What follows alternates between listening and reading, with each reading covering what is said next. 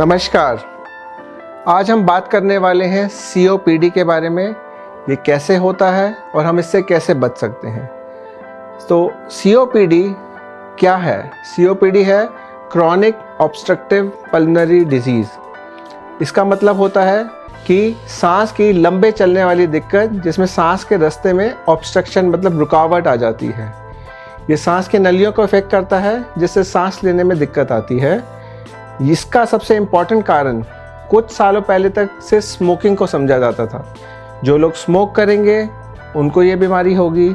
उसमें भी देखा जाता था जो लोग 10 से ज़्यादा सिगरेट 5 से ज़्यादा साल पी चुके हैं, उन लोगों को ये प्रॉब्लम ज़्यादा हो रही है। और जितना ज़्यादा पीते जाएंगे उतने धीरे धीरे आपके लंग्स और कमज़ोर होते जाएंगे। पर उसके अलावा अब एक बहुत इम्पॉर्टेंट कारण है, जो है एयर पॉल्यूशन। इसके बारे में हम लोग कभी भी नहीं सोचते। एयर पॉल्यूशन अगर हम बात करें तो कुछ साइंटिफिक डेटा ये भी कहता है, इस टाइम दिल्ली जैसी जो सिटीज़ हैं हमारी, उसमें जितना एयर पॉल्यूशन है वो 20 सिगरेट के धुएं के बराबर नुकसान पहुंचा सकता है।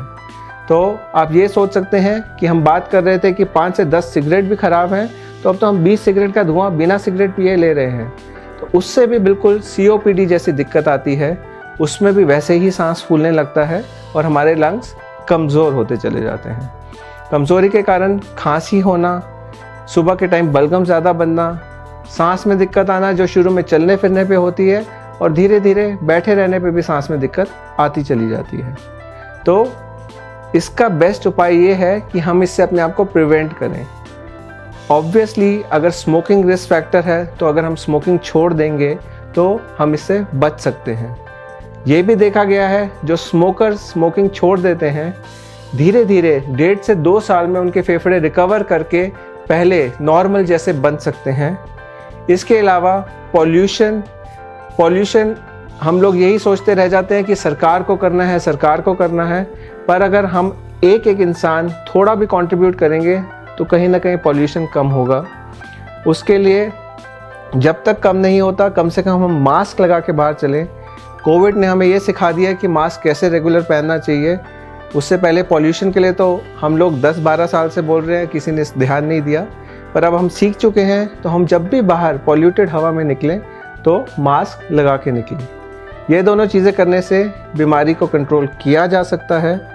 पर अगर हम ये नहीं करते और ये दिक्कत आ जाती है तो ये रिवर्सिबल बीमारी नहीं है। सारी ज़िंदगी इसका ट्रीटमेंट चलता रहेगा, उसी से ठीक रह सकते हैं। नहीं तो ये बीमारी बढ़ती चली जाएगी और डेथ का कारण भी हो सकती है। तो जैसे कि कहा जाता है, prevention is better than cure. तो हम आज प्रिवेंशन पे ध्यान देते हैं, स्मोकिंग छोड़ते हैं और पॉल्यूशन से अपने आप को बचाते हैं। धन्यवाद।